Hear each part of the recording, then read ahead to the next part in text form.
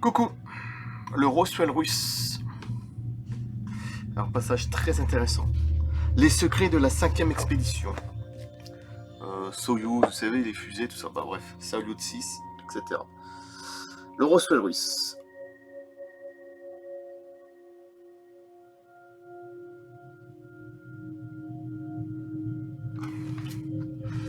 Alors, c'est parti.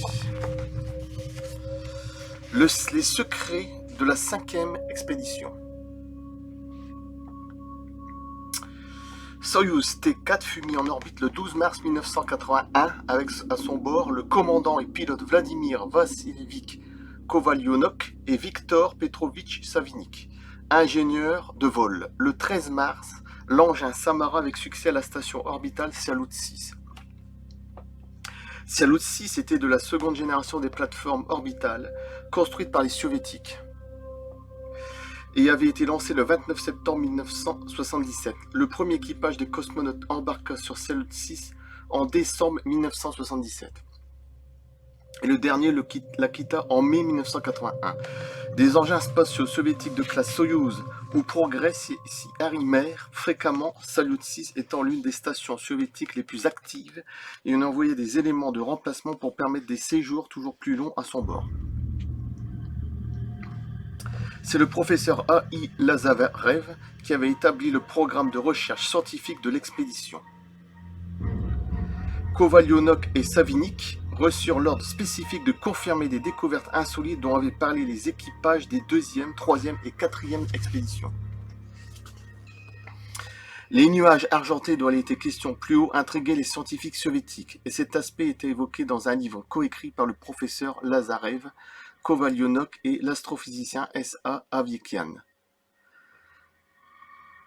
Curieusement, toutes les informations à propos de ce qui s'est produit à bord de Salyut 6 du 14 au 18 mai ne figurent pas dans le livre. La première note stipule que le 3 mai 1981, l'équipage observa une structure en forme de rayon au sud-ouest de l'Australie. En fait, au cours de la période manquante du 4 au 18 mai, les cosmonautes Kovalyonok et Savinik aurait observé un vaisseau extraterrestre dans l'un des incidents les plus étranges jamais survenus à bord de Salyut 6. Des précisions à propos de cette observation ont été publiées dans au moins un magazine estonien dans les années 1990. Cosmonaute vétéran et ancien pilote militaire aux nombreuses décorations, le lieutenant-général Georgi Timofeyevich Beregovoy, parce que Beregovoy, 1921-1995, à son décès, dirigea le centre d'entraînement des cosmonautes soviétiques Yuri Gagarin, connu, de 1972 à 1987. Beregovoy joua un rôle important à un très haut niveau lors d'une réunion secrète qui se tint à Moscou, dans les bureaux de Gosplan, après le retour sur Terre de Kovalyonok et Savinik. Beregovoy aurait présenté un rapport sur ce qui s'est passé à bord de Salyut 6 à un auditoire de 200 personnes composé de responsables du Parti communiste, de scientifiques, d'experts et d'exploration spatiale et de membres de la commission officielle pour l'étude du phénomène OVNI, dirigée par Pavel Popovitch. Au cours de sa présentation captivante, Beregovoy aurait montré un film pris par les cosmonautes, écoutez bien parce que c'est très intéressant, où l'on voyait plusieurs entités flotter à l'extérieur de leur engin sans combinaison de protection et manifestement sans équipement de respiration. Plusieurs entités volaient à côté de leur engin.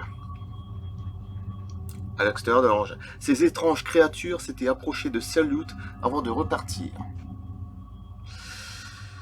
Il semblerait qu'il y ait eu des fuites vers l'ouest concernant ce contact après la diffusion de ce film. On trouve d'autres récits intéressants à propos de l'incident de 1981 et d'autres observations à Kovalyonok. J'avais à peine un an en 1981, pour vous dire.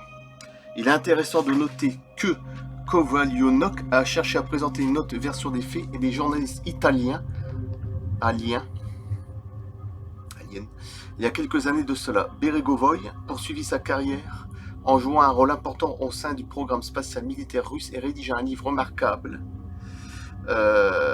sur les systèmes aérospatiaux avancés.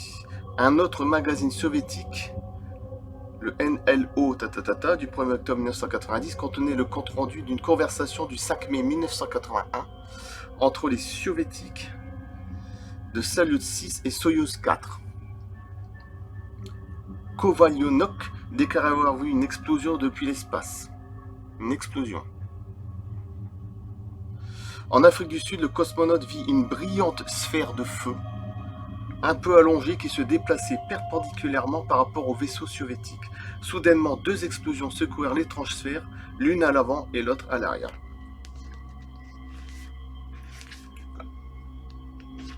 Les secrets de la 5e expédition. Et je coupe là, merci. L'Eurocelrus. Très intéressant.